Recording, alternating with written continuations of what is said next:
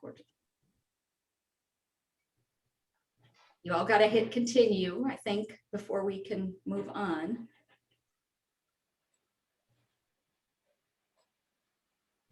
All righty. Good morning. It's great to see all of you here. There's going to be more people joining us. I'm going to be, we're going to be doing the presentation and welcoming more people in. Please put yourself on mute if you're not talking. We're going to take questions at the end and move through this pretty quickly because we know everybody's busy, but we also want to share some really important information with you. So I'm going to go ahead and share my screen and get us kicked off this morning. 1 second here. There we go. All right, and let me go ahead and start the slides. All right, so we're happy, all of us, to be here. Yeah, if your name's coming up as Taylor Devine and you're not Taylor Devine, which we have no idea why that's happening, top right-hand corner of your box, there's 3 dots. You can rename yourself to who you really are, unless you want to pretend to be Taylor Devine this morning. So we're talking about exit planning 101, understanding the what, why, and how of building a successful and comprehensive exit plan. I'm happy to be here with my partners in crime, Walter Deal, who is a CPA. You can see all of his designations, really an exit planning specialist. And then Corby McGordon, my other partner in this effort, who comes, again, well-credentialed and brings a lot of unique skills and tools to help businesses grow and prepare for that exit. And I'm Lisa Kirschenbauer, and you've got all our bios, so I'm not going to spend a lot of time on that today. So Walter, why don't you talk a little bit about what is exit planning? What are we talking about today? Thanks, Lisa, and thanks everybody for joining us this morning. Hopefully you'll find this helpful.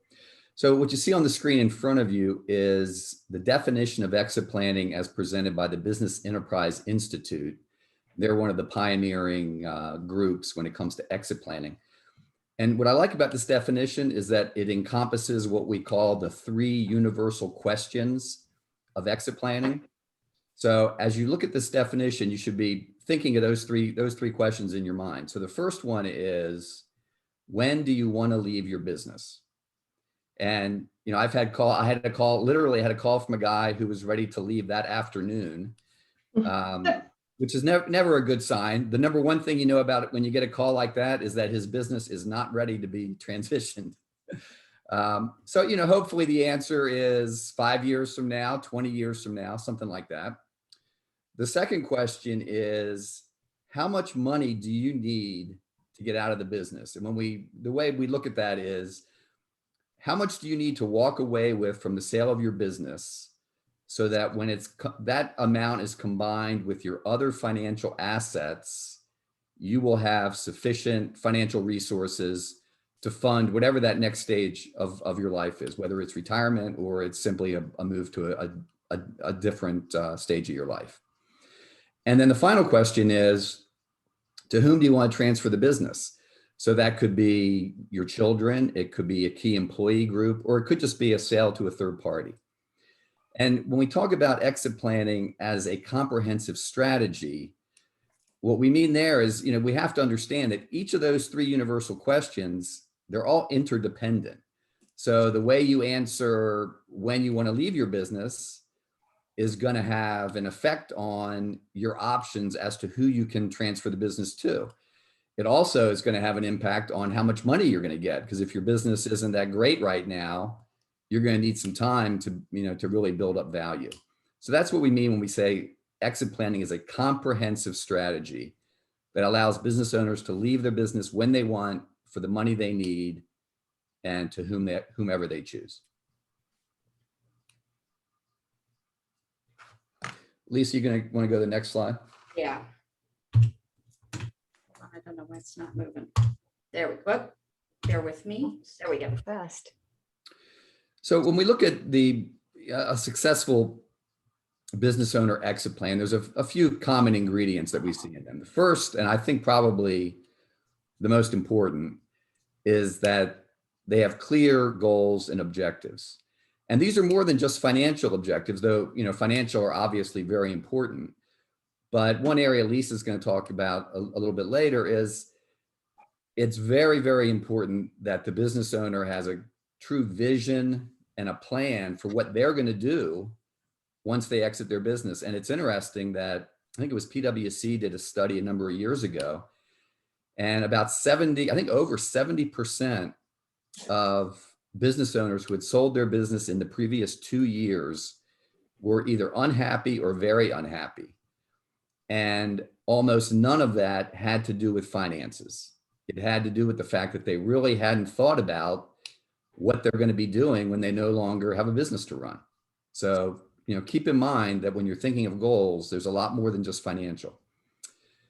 But when we do speak about financial goals, we come to what we call a gap analysis. And this is where it's really important to have accurate financial numbers. So you don't want to be the person who's going into retirement thinking, you know what, I'm going to sell my business next year and I'm pretty sure it's worth $5 million. And I think I need a couple $100,000 a year to live. That's a recipe for disaster. You have got to have accurate numbers. That starts with knowing the assets that you have, which includes the value of the business, and then knowing the realistic spend down of those assets during your next stage of life. The next step would be building transferable value. So once you do your gap analysis, you most likely will discover that you don't quite have sufficient assets to meet your goals, which is, what I always tell people is it's a lot better to know that 3 and 5 years out than it is a month. So having that knowledge is really good. Knowledge is power. So once you know that there's a gap, you can start taking steps within your business to grow the value of that business to fill the gap. Then another important ingredient is surrounding yourself with an experienced team. The business owners that we work with are fantastic at running their business and different aspects of that business, but they're not CPAs, they're not lawyers, they're not wealth managers. And a successful business plan, is very intricate. It requires a team that has experience dealing with exit plans. So it's important that the business owner assemble an experienced team. And then finally, like any plan, the more time you have, the greater your chances for success. So we love to work with business owners who are maybe 2 to 5 years out. But we always say, if you're starting your business today, you want to start it with your exit in mind. So all these ingredients can add up to a very successful exit. All right, so now Corby, I think you're going to take this part.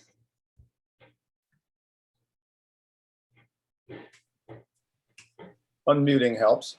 We're going to introduce you to a handful of paradigms as we walk through this. And this is a paradigm that was coined by Peter Chrisman probably 25, 30 years ago. He's one of the founders of the Exit Planning Institute, just as a concept to say, is my planning balanced? As Walter alluded to, there's many components. And so, he's broken this down into 3 legs of the stool: the business, wealth planning, and then the next act. And we're going to talk about those things in the future. But just as you got a 3-legged stool, if one of the legs is short, and it's off balance.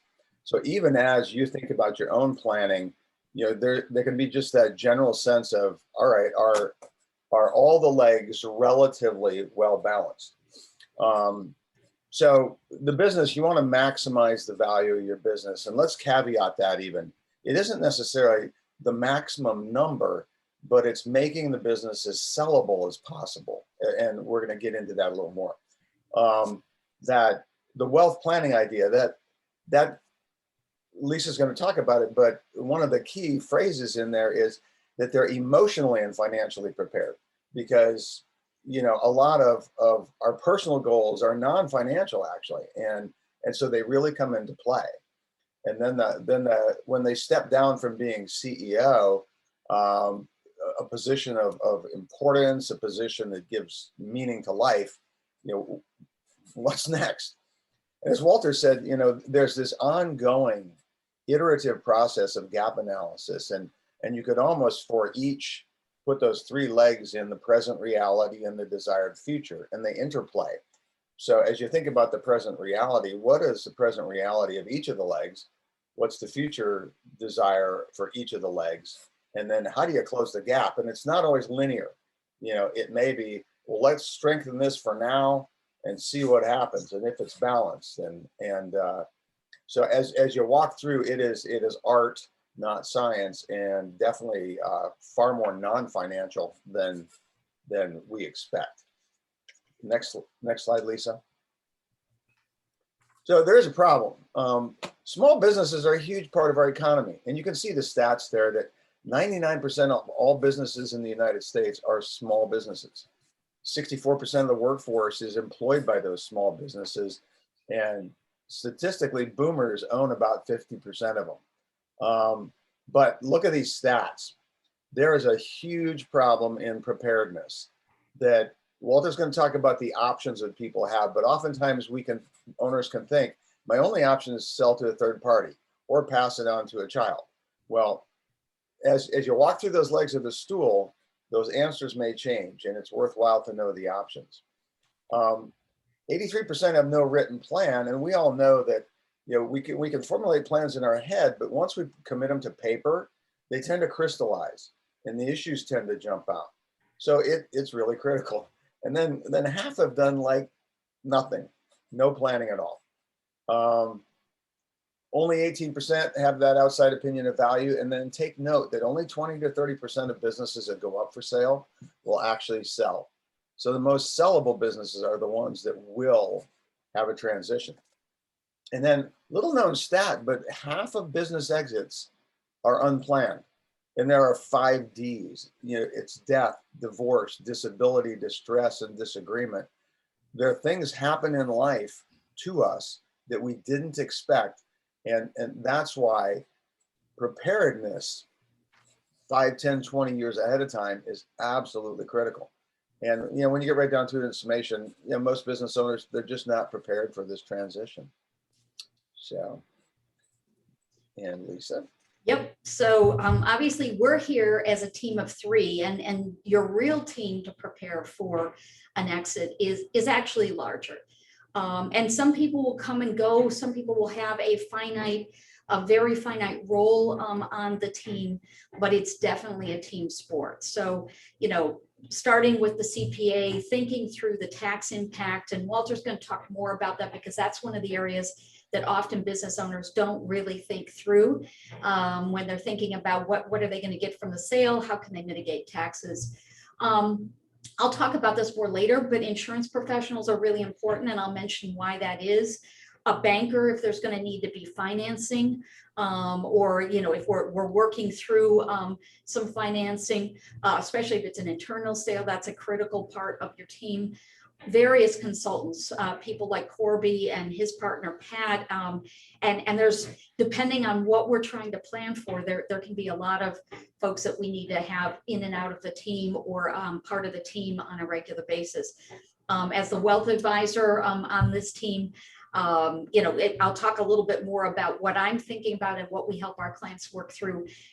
Clearly having a business attorney as well as an estate planning attorney. And this is a really important distinction to make, is that sometimes we'll try to have our business attorney do our estate planning documents or our estate planning attorney do our business documents, and that is just not a good idea. Those are 2 different specialties, and when we're planning an exit, we need to be thinking about this. And the key is that the advice needs to be coordinated. There's nothing worse as a client when you're getting competing advice from different folks. And so having somebody who can quarterback the advice and coordinate the advice, we believe is a critical part of the team sport that's called exit planning. So Walter, why don't you talk a little bit about the different paths? Sure. So on the screen, you'll see, the 4 most popular paths that people use in succession. So the top one is sale to a third party. And keep in mind that each of these exit paths have positives and negatives. And you got to coordinate this, again, back to your 3 universal questions, because the path you choose is going to have an impact on how quickly you can transition and also on the amount of money you're going to get. So when you look at a sale to a third party, for instance, chances are this is going to be the path that is going to provide you with the greatest amount of sales proceeds. And you're probably going to get the most upfront. So if your number one priority is financial, sale to a third party is probably going to be the path that you're going to choose. The downside to sale to a third party is that you may have been building a company culture for 30 years. You may have employees who've been with you for 20 or more. Once you sell to a third party, you've lost all control of that. So, and we've seen lots of situations where, sellers regret selling their company because the buyer has promised them that they're going to, they love the culture and this and that. And yet once they take over the company, they kind of tear it apart. So that's an important consideration.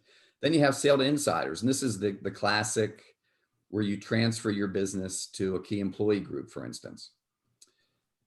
Unlike the sale to third party, it kind of has the opposite positives and negatives. You're going to have a much greater chance of the culture that you've built staying intact, but most insiders don't have money.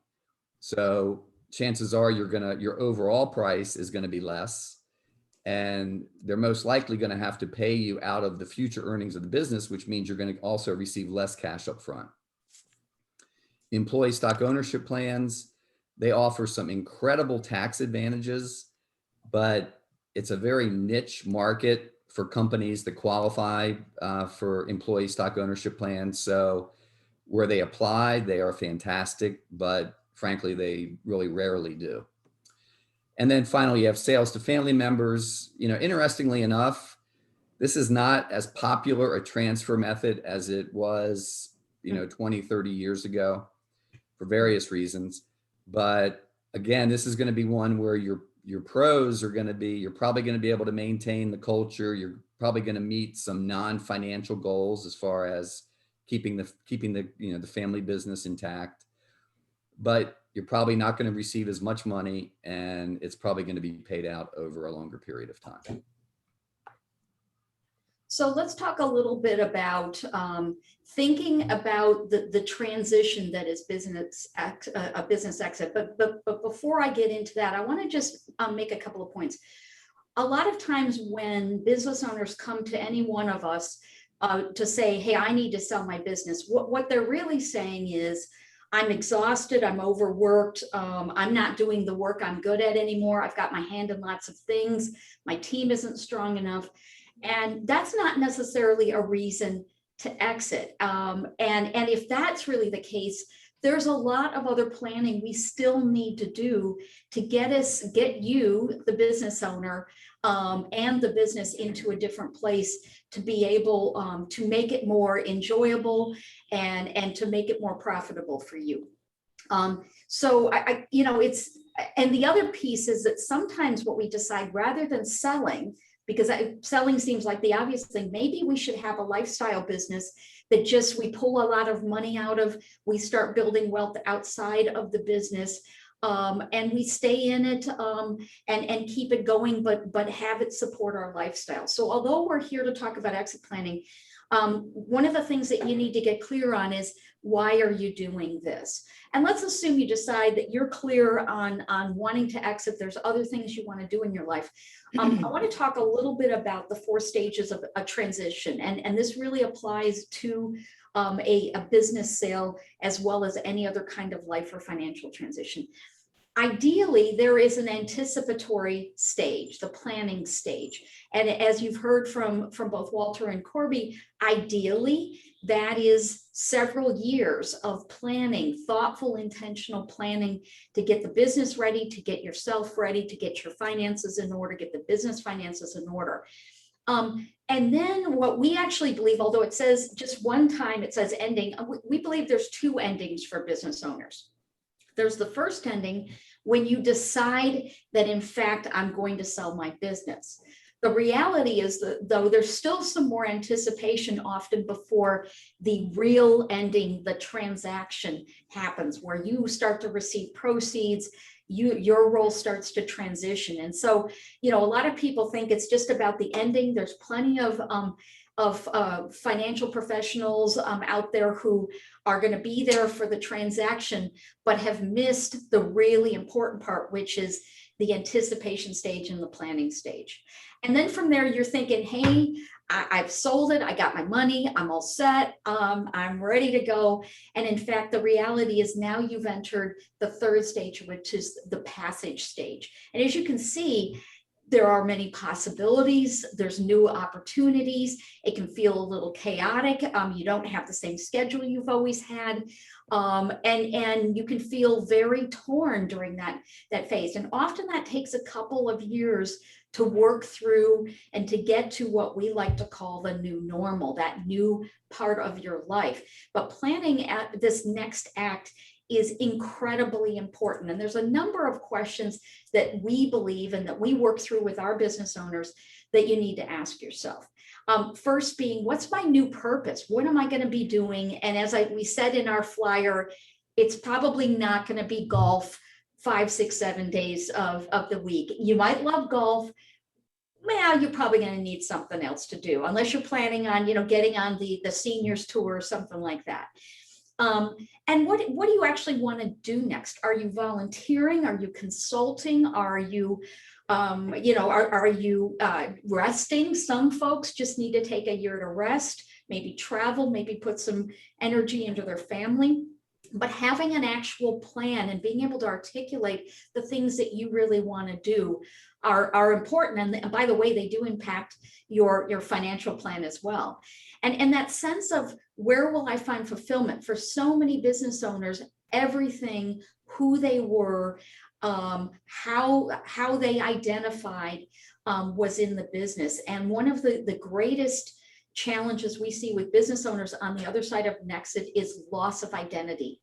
And so starting to build a sense of identity that is not directly connected to the business before you exit is really important, because otherwise it can be depressing and it can be very challenging. And what we also find, I should say, is the less compelling your future vision is, or your next act is, we've also seen business owners sabotage their own exit and their own sale. And not, somehow things that it just doesn't come together because the owner isn't ready to leave. And the last one that I bet you most of you don't even think about is, who's going to be impacted by my transition? Do I have a spouse? Do I have a family that's going to be impacted financially from a time perspective? All of a sudden I'm around all the time. Have we talked about that? There's as somebody who, as a business owner who has a retired spouse, I'm very familiar with the differences and sometimes the tension between spouses when one of you is retired, one of you isn't, and the demands on your time and the roles in your relationship. And so there's a lot to think about that, as Corby has alluded to, is not necessarily financial, but we do need to think about the financial piece as well. So as Walter has alluded to and Corby's alluded to, often what we find with business owners is that they have some number that they've been carrying around that they think their business is worth.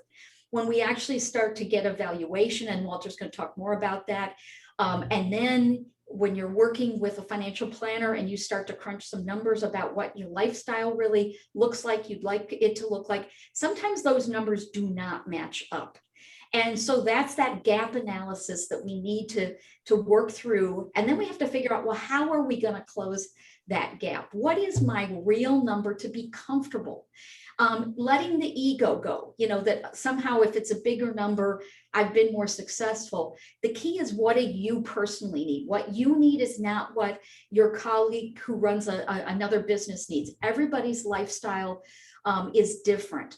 And that's a big piece here. One of the other things that business owners don't think about is how much of their expenses are running through the business currently. So one of the things that we coach our business owner clients through is, as we're starting to crunch these numbers, looking at what they're running through the business, because now they're going to have to cover those costs or let go of those expenses when they make the transition out of the business. And so there's a lot that goes into what is the real number that you need to have. And there's really 5 areas that we think about when we're working with our business owner clients, that are the different facets of wealth planning and preparing for the exit. One is wealth preservation. And this is, at the beginning, investment management. For many business owners, all of their wealth is currently tied up, or much of it is tied up in the business. Maybe they've got a 401k. And so that's, if you're going to be a lifestyle business, we've got to figure out how to get money out of the business and into your personal accounts. Or if we're planning an exit, we need to start thinking about how is this going to be structured on the other side of the exit. Number 2 is cash flow, as I was just alluding to, and tax mitigation. And Walter's going to talk about some of this. The cash flow piece is really important because most business owners, when they first start thinking about an exit, they are thinking, I'm going to get a pot of money like it's a lottery win. And then they're going to walk off with it and they're all set for the rest of their life. And that's really not how most transactions go, especially inside transactions. There may be a lump sum or a down payment that you receive, and then it may be a series of payments. And the trick is, if you spend each of those payments each year, you will have nothing to show for the sale that you just made. And so really planning that cash flow and understanding how that's going to work in your particular transaction is incredibly important. And what are you getting net of taxes? So I'll leave that to Walter to talk more about that. Wealth transfer is, how are things going to be transferred, whether it's the new wealth from the sale. God forbid something happens to you before you complete the exit. Have you put plans in place to have a smooth and successful transfer of the business should you not get to finish the exit? And what also fits very closely with that is the risk management, the insurance side of things.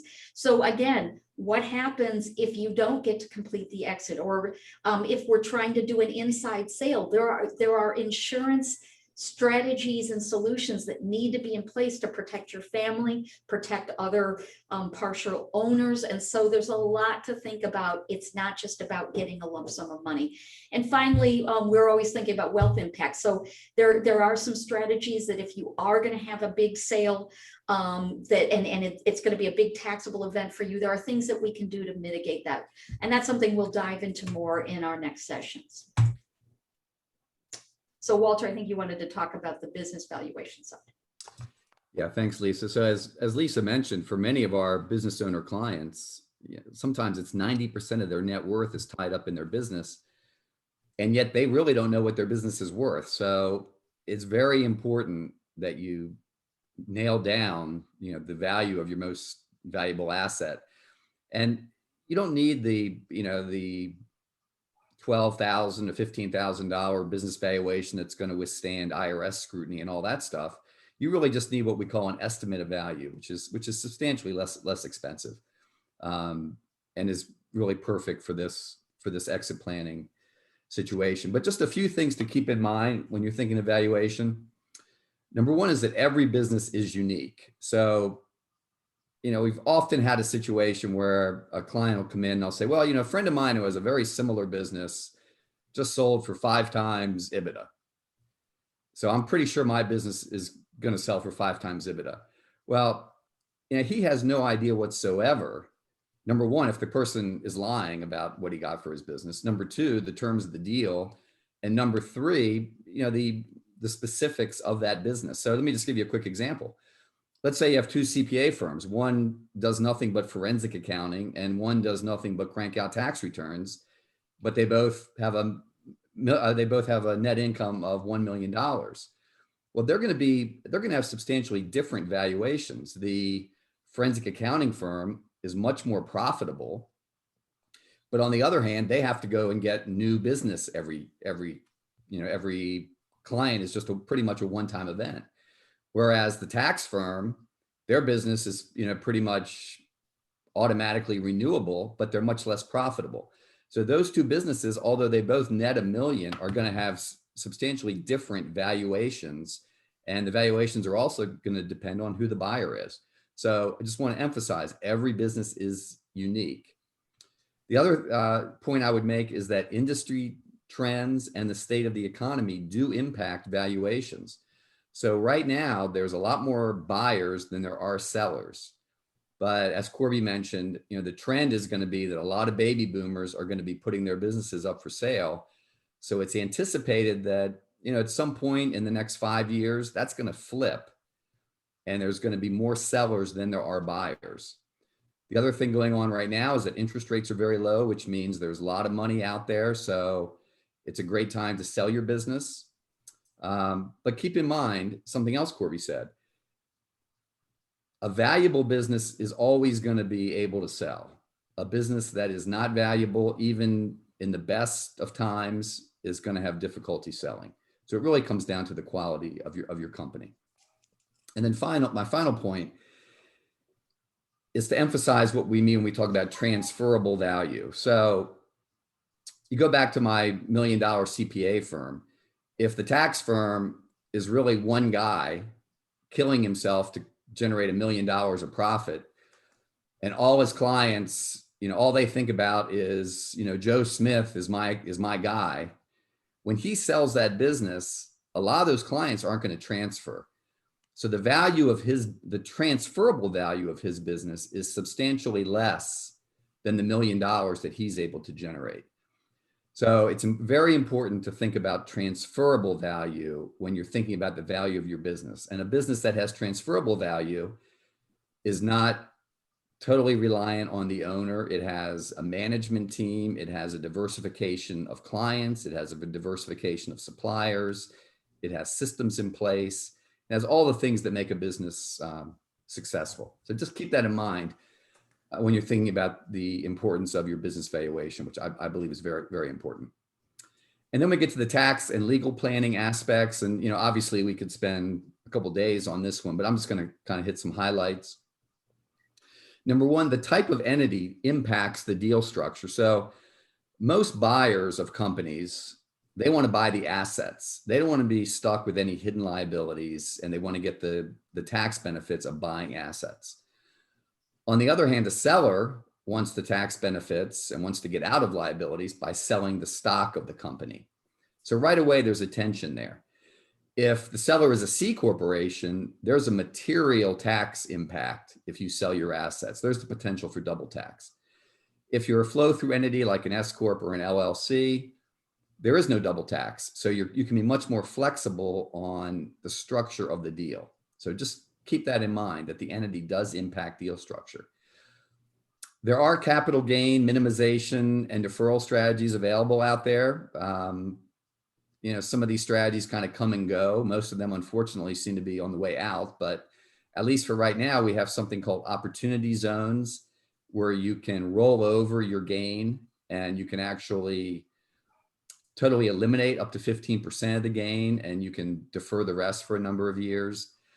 There's also, you could do an installment sale, which will spread out your gain. So maybe you can keep it from getting hit into the top tax bracket. There's also charitable planning that can be done, or maybe gifting shares of your company to family members or trust before the transaction takes place. So there are some strategies, but again, these need to be thought out, well ahead of the transaction. And then when you're thinking of the transaction itself, normally the transaction price is going to be paid out three ways. There's going to be a guaranteed amount that's going to be paid out, some percentage in cash, some percentage in a note.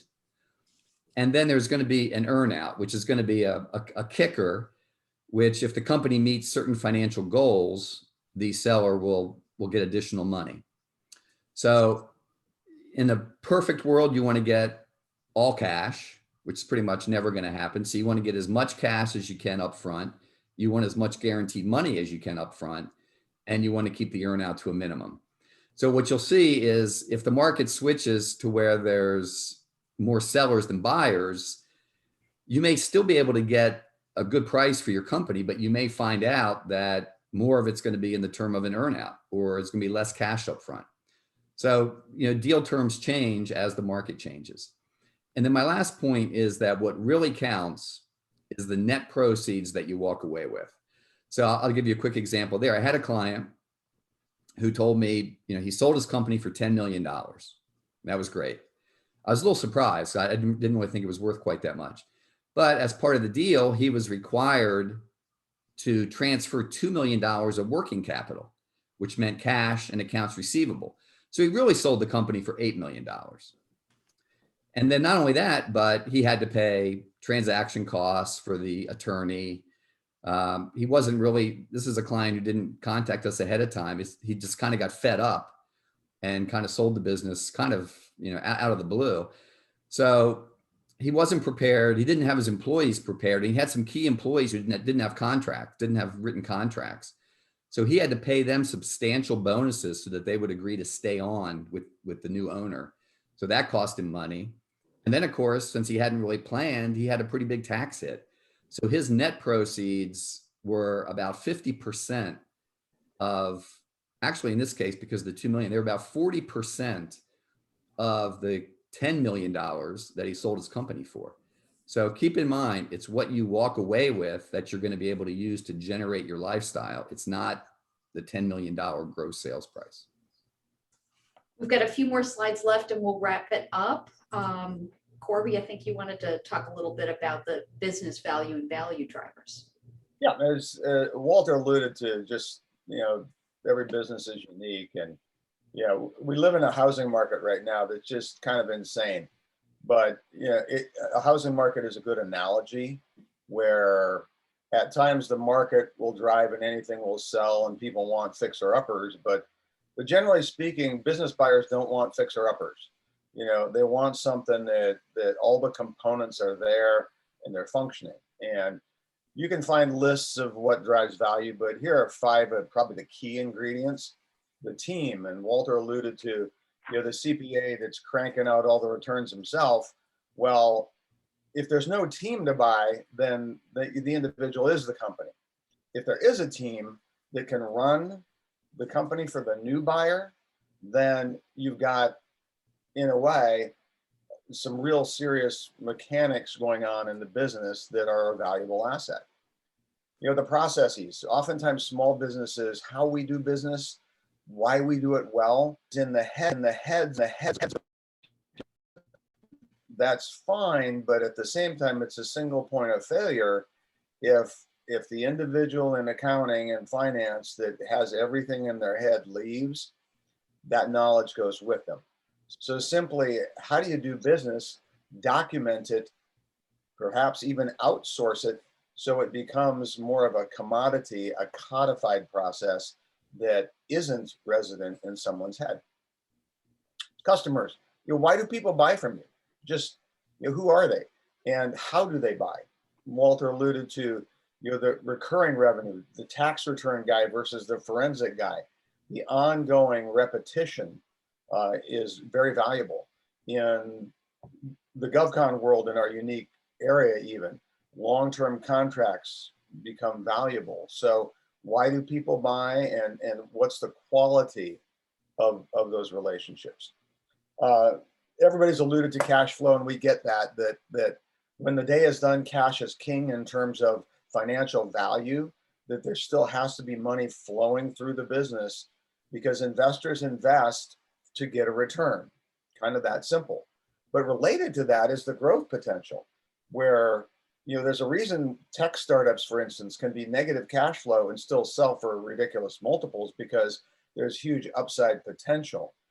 So footnote there is, we believe every business should have a long-term financial growth plan because, if your business is X and you can prove that we can grow it, well, it lends credibility for your future projections. Okay. So next slide, Lisa, there's a handful of questions that you should ask yourself. Well, who runs the business? And right now, if it's you, the question is, who is it that you could find that could run the business for you? How do you find that person that can take over the day to day so the buyer isn't buying you and the job? How do you do business? What makes it tick? What are the key processes that really make your business tick? And you can go to the nth degree, but going simple to start with, just are there things I can outsource that I don't have to worry about, such as HR and bookkeeping? Or are there things that, boy, it's in Sally or Johnny's head, can I pull it out? Who are your customers? Lay it out on paper. Who's there? Who buys? Why do they buy? How do they buy? And now, what can we do to improve that game? There's a paradigm, and we'll get into one of the other sessions we're going to do, just how to build really valuable revenue in a valuable market. Your financial performance, it's not just revenue. What are the key metrics that drive your financial performance? And are you one, planning them, and then two, are you tracking them? And then three, are you adjusting course when you're off course on those financial metrics? Again, doesn't have to be 50 KPIs, but what are the 5 or so key financial performance indicators that show your business is really valuable? And then, can you grow the business? And oftentimes, small business owners, there isn't the time to think about that, but it's worthwhile to take the time to say, here's where we are, here's what's happened, what could we do? And how might we do that?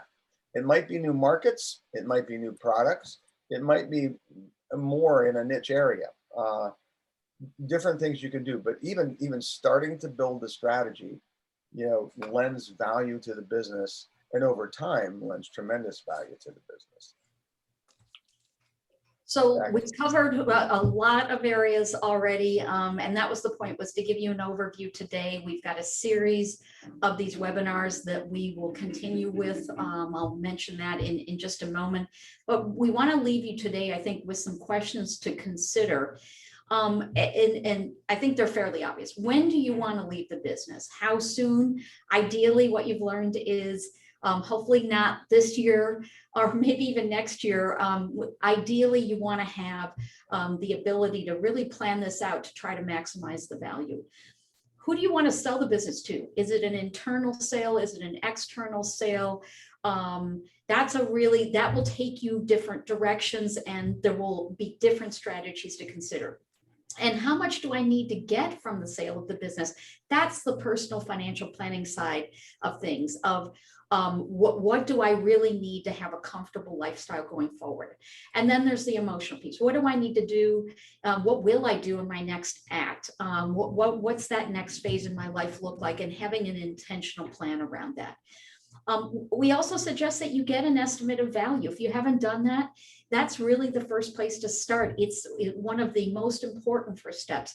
It's something that I've certainly committed to, and I've found to be really valuable because it helps you start to see where the gaps are, where the opportunities are, and from there you can build a plan.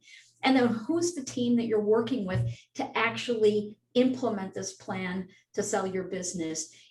As we said, it's a team sport, and it's never too early to start getting all of these pieces in order. So, what we would challenge you or encourage you to do is to look at these areas and think about what's the next action, what's one action that I need to take right now to start making some meaningful progress. And to help you with that as well, we're going to continue the series. We've got 2 more sessions coming up in June, where we're going to talk about establishing owner-based goals. And on the 23rd, understanding the value of your business. And then in between June and September, and we'll set those dates in the next month or so. We're going to leave you with some summer reading and some questions to think about and some exercises to go through.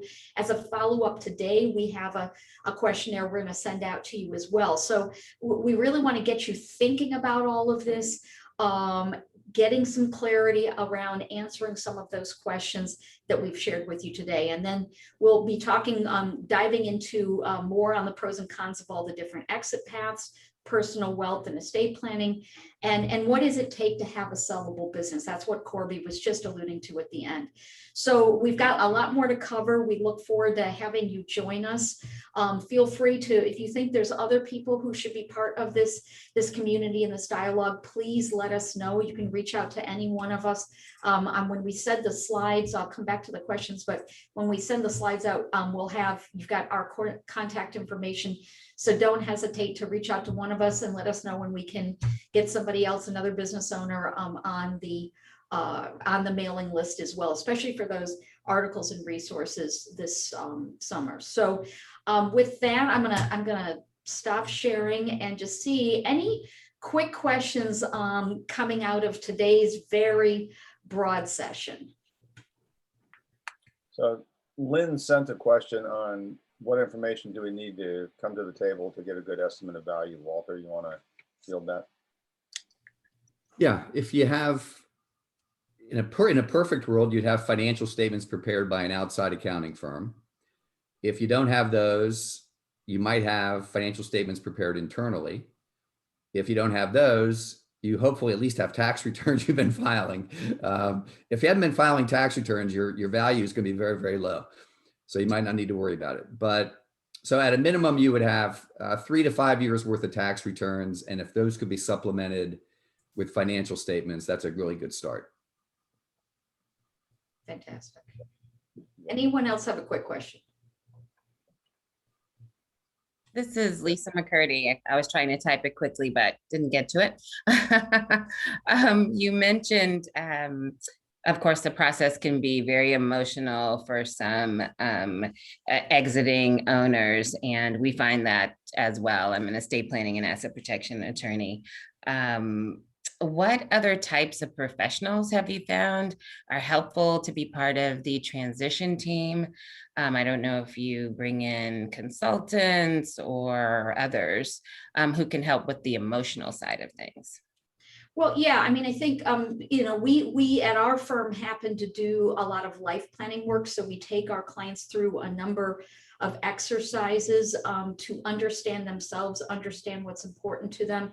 So we do navigate some of that. You know, if there are some real challenges about making this transition, we won't hesitate to refer out to, you know, a health professional if that's needed, or maybe a CEO coach. We all know some folks who are purely CEO coaches. Some of them are willing to get into the emotional side, some aren't. That happens to be part of what we deal with often. But if there's, you know, if it's something much more serious, you know, sometimes you've got to have some other health professionals on the team as well. It's, you know, one of the things we know is that, especially for men, often when they retire, whether it's selling their business or retiring from a corporate job, the statistics around having a heart attack in the first 2 years after you make that transition are high. And so, you know, that's the kind of thing that I'm sensitive to, and making sure, is there the right kind of support, both, you know, emotionally, health-wise, and then of course, financially, to make that transition as successful as possible. It's a good question. Shocking statistic on the heart attacks. Wow. Yeah, it's sort of, it's really bad, actually. Anyone else? Luckily, we've got a lot of women here today, but not totally all women. So, Walter, I actually had a question that just, there can be a concept, I think, that the maximum number for value is best, you know, and can you just comment on just value in and of itself, and is having the biggest number always the right goal? Well, a lot of that comes down to the exit path you've chosen.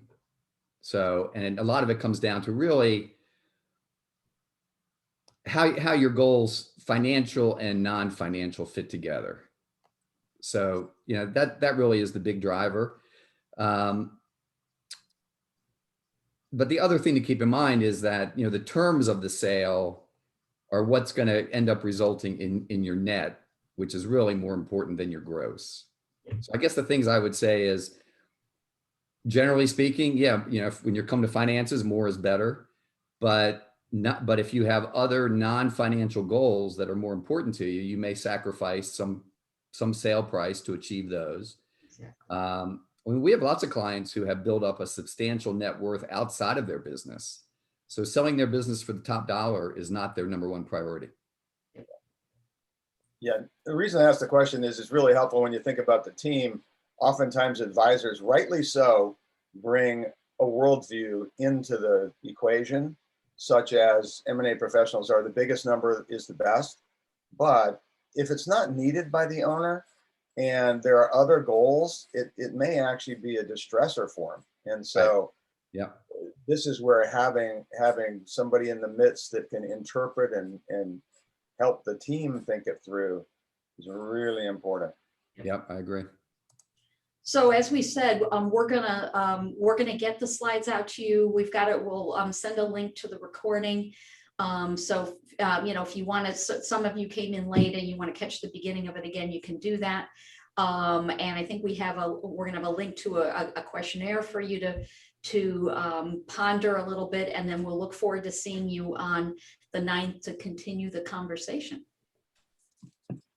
Thanks for being here, everyone. And don't hesitate to reach out to any one of us. Again, our contact information will be with the slides. It was great to see all of you, and we hope you found this to be valuable. Good Thank to you. see you all. Nice Thank you very much. Great. Bye. Bye-bye. Thank you. Bye. Thank you.